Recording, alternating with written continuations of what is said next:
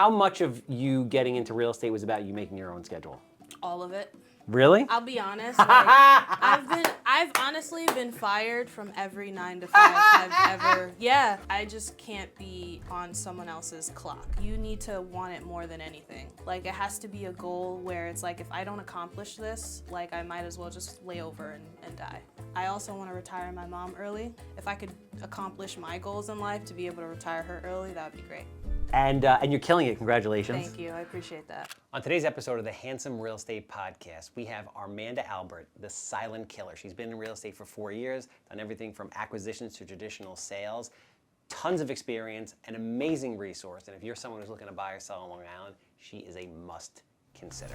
All right, so how long have you been in real estate for anyway? 4 years. I feel like we've never really gotten to talk. No, not really. Yeah. Make me nervous. So. I make you nervous? Yeah, sometimes. Really? I don't know. I guess it's because we don't talk a lot, and I was so used to being like right next to my bosses all the time, being able to call them. So I feel like it's hard to get to you sometimes because you're so busy. You got your hands in so many things. There's a lot going on. But if you ever need me, you know. I can call you. Yeah. Plus, you got. I feel like you have a lot of resources. I do. I rarely need to come to you because there's so many people. And you're killing it. Congratulations. Thank you. I appreciate that.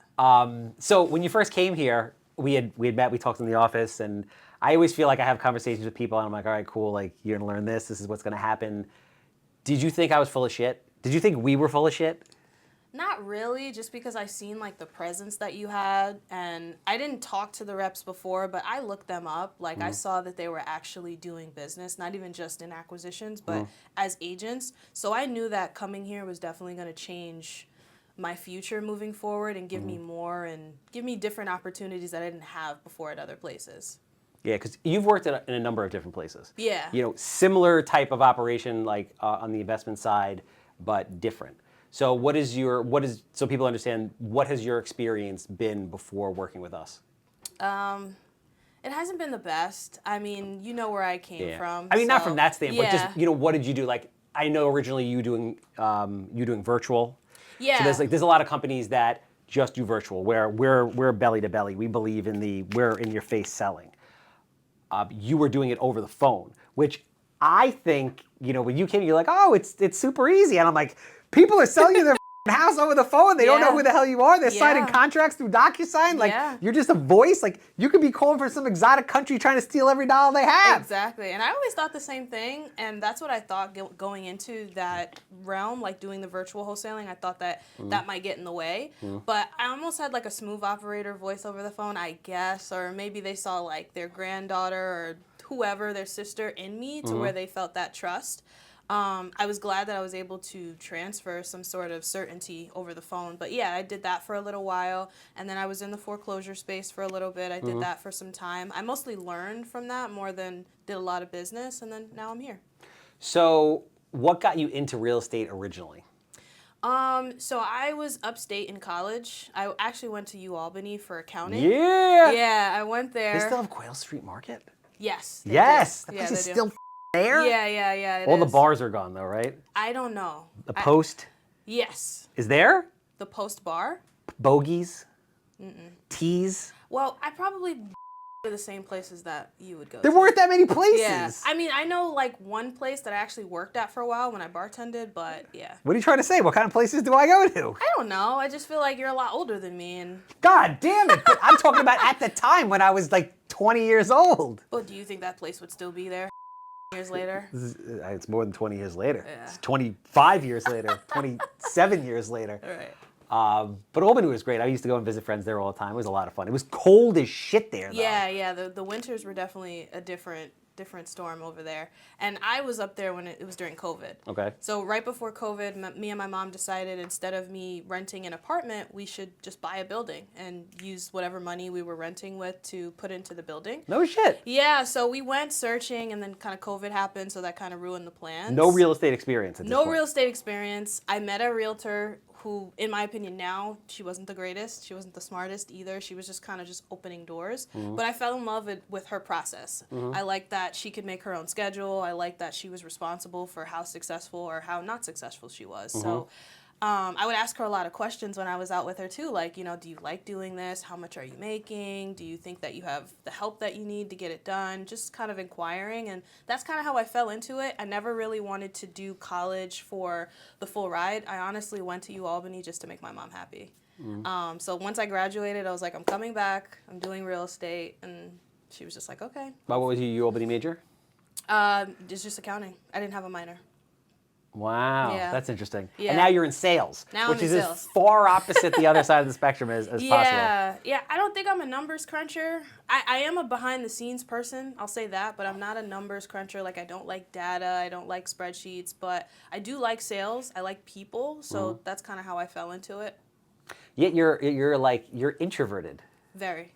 which is But not with clients. Like, it's really weird. it's ironic. Yeah, it's really weird for me. If I'm like, Armanda, make a video, you're like, "Ooh." Right. But if I'm like, Armanda, charge into this house that is filled with garbage, raccoons, fleas, and like a giant, scary 6'8" man, you know, you're just like, all right, let's do this. Yeah, it's regular day. We're buying this guy's house. Yeah. I don't know. It's like, I guess it's almost like a switch for me. So I don't know. I can do it. I don't know. So what was originally what attracted you to real estate? It was flexible schedule. Flexible schedule. There's no cap. So you decide how much money you can make. I like the idea of meeting different people, seeing different properties. I like the aspect of real estate is huge. There's commercial, there's residential, you know, there's people that do loans, there's people that do property management. There's so many ways to be involved in the business. So I just like that any avenue I take, I could do something with real estate. So that's why I kind of gravitated towards it. What do you think it's interesting to hear why you got into real estate. One of the reasons I feel like a lot of agents get into it, and I feel like it's the wrong reason why, but the rest of them were why you should get into real estate, which is, you know, uncapped potential. You know, so many different verticals, different ways to make money. It's interesting. You're meeting new people, all that. How much of you getting into real estate was about you making your own schedule? All of it. Really? I'll be honest. Like, I've honestly been fired from every 9 to 5 I've ever. Yeah, like I worked at Starbucks, I got fired. I worked at Chipotle, I got fired.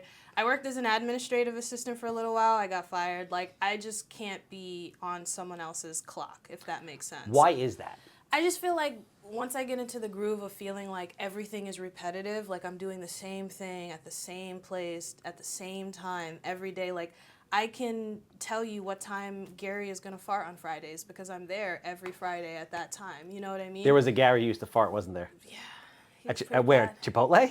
No, at the admin job. And it was crazy. It's 3 of us working in a very small office. And, you know, after lunchtime, it was just Gary's time. Predictable, solid bowels. Yeah. So, so for me, like, definitely having a flexible schedule and being able to choose. Is it having a flexible schedule, or is it not having a repetitive routine? I think it's both.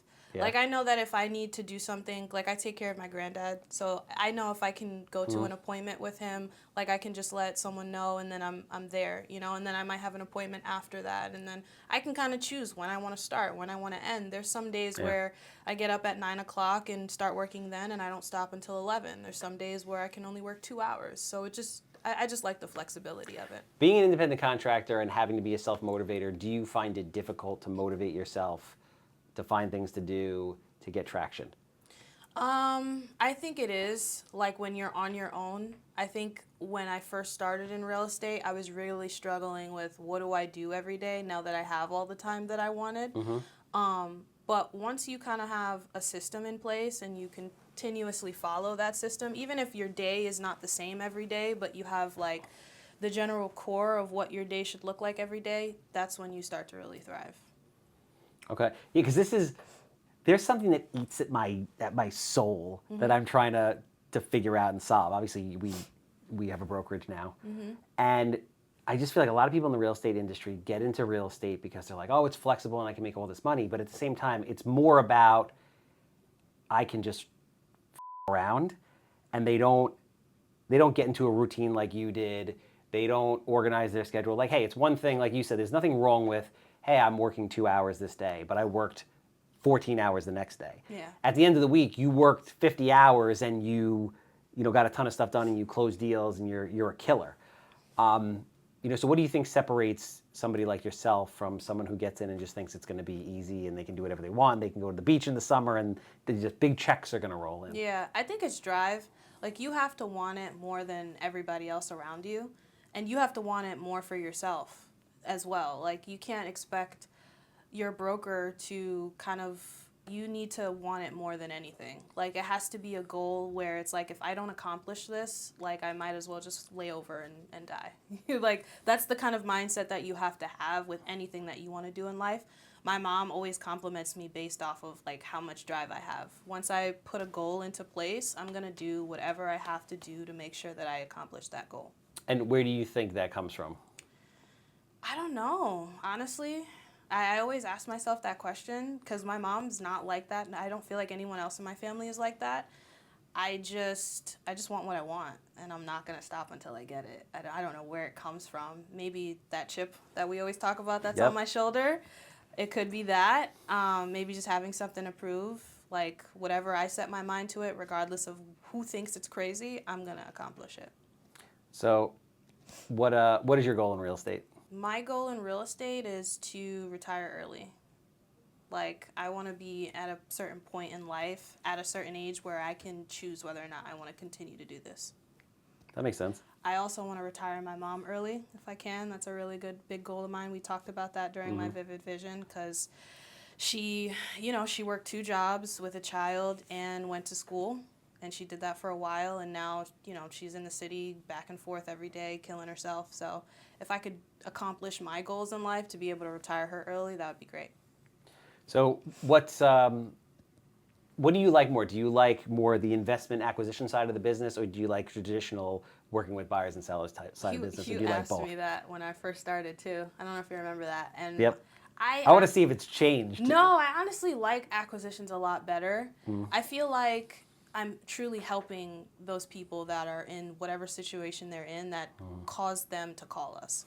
And I feel like it's a lot faster. Like, you might deal with 10 people for the week with different scenarios and different situations that you kind of have to put the pieces together to find a solution. Depending on how much business you have on the real estate side, it might not be as many people per week, per day, that you're dealing with. Real estate is hard. It's a hard industry. It's got a ton of opportunity. You can make a ton of money, but it's very hard for all the reasons that we've discussed. Was there a moment in your career where you were going to give up? No. Never? Never. No. You were always like, I'm going to make it happen. I'm going to keep pushing. Yeah. It's going to work.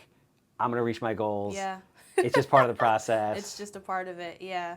I'm someone with no patience. So that's something that I'm trying to, over time, kind of learn. But I also feel like it helps me because I always want everything right now. So whatever I need to do it today so I can get it tomorrow. Okay. That's kind of the mentality that I have. I guess that's also where that drive kind of comes into play. I think all successful people feel that way. I think all successful people feel that they're behind, that they should be ahead, that they should be making X amount of dollars more or be further in the career, or they should have closed X amount of transactions or whatever it is. They're never really truly satisfied with wherever they are. Yeah. I think that's part of the process. What do you think about going from being on the phones to being in a more direct in-person, kind of being set up to go, you get the assignment, you're out there, you're doing your thing, and your job is to, get the deal. Is it a different skill set being on the phone versus being in person? 100%.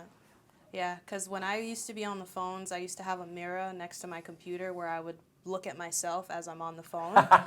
Because I feel like over the phone, your facial expression, you can almost hear it. Like, you can tell if someone's upset with you over the phone. You can tell if someone's excited. You can tell. So that was kind of my way to know, okay, this is how my tone should sound. This is how I should say this. But when you're in person and someone's like in your face and they're watching you, there's no time to like look at a script or figure out what you need to say next. It's kind of like learn on the go. So that's the main difference for me. I was nervous as hell. I'm not even going to lie, going into houses, because I thought that I don't know. I just wasn't confident, I guess, in the beginning. But then when I started to see the other reps do it, and then I'm out on my own, I'm like, all right, I don't know what I was overthinking. I pretty much can do this. I think that was the biggest thing because recently, you haven't been with us that long, but recently you hit that moment, like that aha unlock moment, and I think it was really about the confidence. Yeah.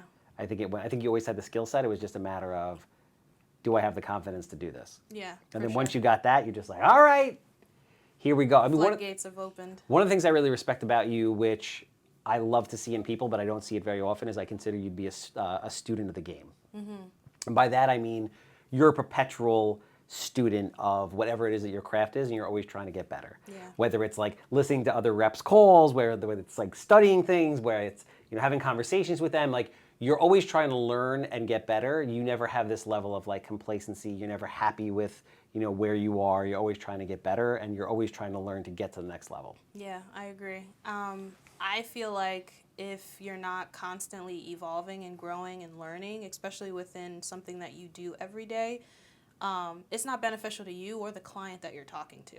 Because the same things that you heard on day one that you kind of picked up on and was able to help, you might miss day 30 if you're kind of where you're at and not willing to learn more.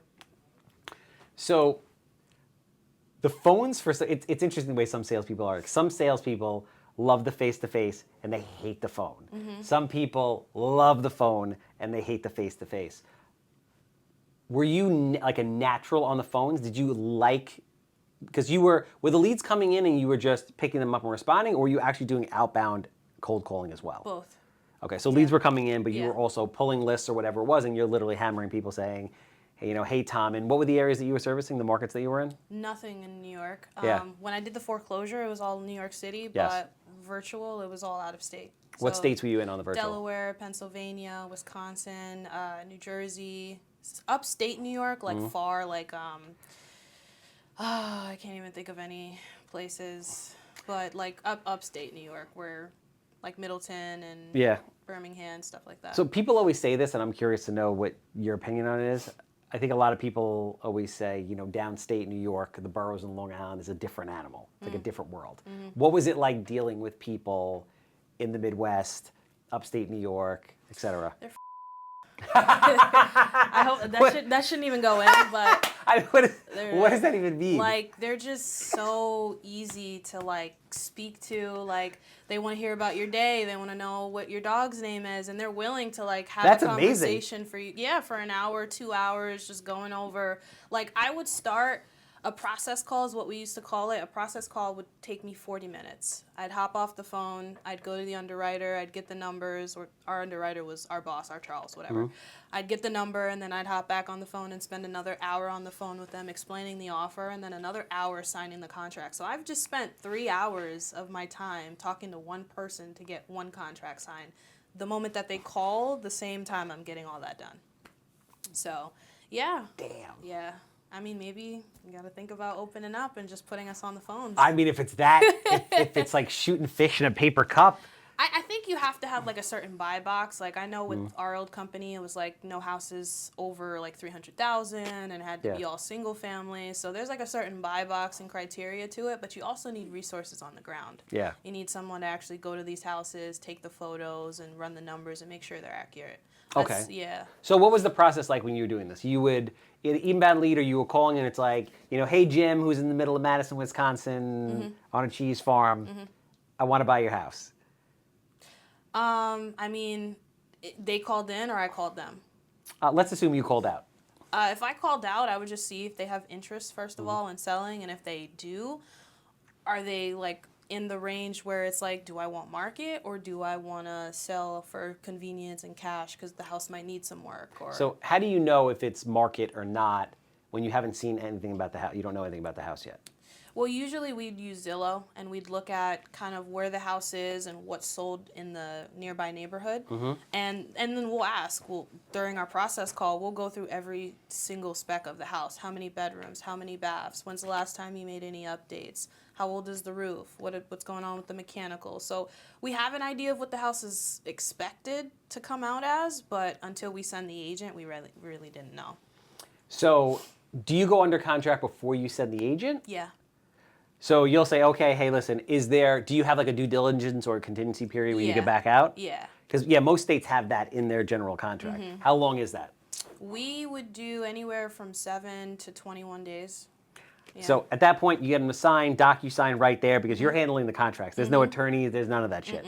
So Jim is like, okay, Yeah, pull cheese it up farm's on going. your computer. Sometimes, like, I would have to resend it, and sometimes they would have to print it off because their computer doesn't work. Something, it happens. I don't know if you've ever seen that meme where it's like, that guy, he's like, I'm in the middle of the Alaskan Bay, and on the thing, it's like when you're trying to get a docu-signed over the phone. Oh, no, my algorithm is like dudes making shoes and barbershop videos. I don't know. Got you. That's your algorithm. So then at that point, what happens? You reach out to the realtor. The realtor goes over there, which is just the boots on the ground. Yeah. They're taking pictures and saying, hey, I think this thing is worth X. Yeah. At that point, are you guys looking to flip it? Are you looking to wholesale it to another investor? What are you looking to do? We did mostly wholesale, which is like just taking it down. Clean with it your out, pump put it and back on dump. the market, Yeah, and yeah. boom. Or we would do wholesale. 9 times out of 10, the agent would want us to wholesale it because the benefit would be for him to relist it on the market once we cleaned it up. So if they go there and they take pictures, they get kind of like a flat fee for going there to take pictures and looking at the No. house, or they wouldn't get anything. So they would go there and Off the strength that if we clean it out, we were definitely going to relist with them. That's the agreement. okay. Yeah. But otherwise, if it ended up being a wholesale deal, they They're got shot. nothing. Yeah, they got nothing. They got nothing. And that person would go, how long between the time you signed the contract and the time that agent showed up? Could be the next day, could be Yeah. a week from now. It just all depends on how many houses he's going to that week for us. If he has someone else in the office that can do it, it just depended. And your responsibility, was it literally close to close, or once you got that contract, you just pass it off unless you had to go back? I'm sure you had to go back and renegotiate a lot. Yeah, so I would be responsible for everything, like following up. I'd be responsible for renegotiating. Our thing over there was we're supposed to follow up weekly as well and make sure that we're on top of these things, making sure we know when they're moving out and what they're doing, stuff like that. So I would be holding their hand until we're closed again. Was any of this uncomfortable for you at any point? On the phones? All of it. Like, yeah, there are people that would rather claw their eyes out than call. You had no problem cold calling? From day one. You're like, day one. all right, cool, let's go. Yeah, I was excited. I was like, give me leads now. I'm ready to get on the phones. Because I came from, when I first got into acquisitions, and the reason I got into it is because I could not take off with the real estate stuff on my own. I just did not understand what I needed to do, like what systems I needed to put in place. So once I had a job where they're giving me leads, they're giving me a base, they're giving me an opportunity, I was just like, okay, give me more, continue to give me more. Was it the structure and the direction of having a job versus just, existing on your own? What do you mean? So the difference, you said, hey, I got into real estate, I'm going to be a traditional real estate agent. It wasn't working because you're like, I don't know where to start. I wasn't getting traction. In a situation where you're working at a company like this, you're getting a base, you're getting leads, you're having structure, you know when you have to work, you know where to show up, you know what you have to do. Was that the main reason why you had the success? You had the structure? I think so, because once I left there, I pretty much was able to figure it out from there. I just felt like when I first started, I knew nothing about real estate. Yeah. Nobody in my family does real estate. Like, everyone's pretty much owned their house since the 80s and has never sold it or thought about investing. So I really didn't know much about real estate. And I think my first mistake was just like going into it thinking everyone in the office is just going to help me out. We're going to figure it out. We're going to put this all together. I'm going to make tons of money, but that was not the case. So once I got the job in acquisitions, it kind of taught me how to speak to people, what's real estate even about, what do we do, and it gave me like a sneak peek behind the shelf too, like not just traditional real estate, but what happens with most of these investors too. Nice. What, I assume that you're looking to long-term build a portfolio for yourself. Like rental properties. I do. I'm like kind of toying with the idea now. It doesn't seem as not lucrative, but I feel like it's going to be more of a headache than what I'm thinking. Like I think in the long run, I'm going to get more annoyed than what I want. So it's up in the air, but I have been considering like doing some rental properties in Connecticut and stuff like that. So I'm still up in the air about it though. Yeah, it's, nothing that's worth it is ever easy.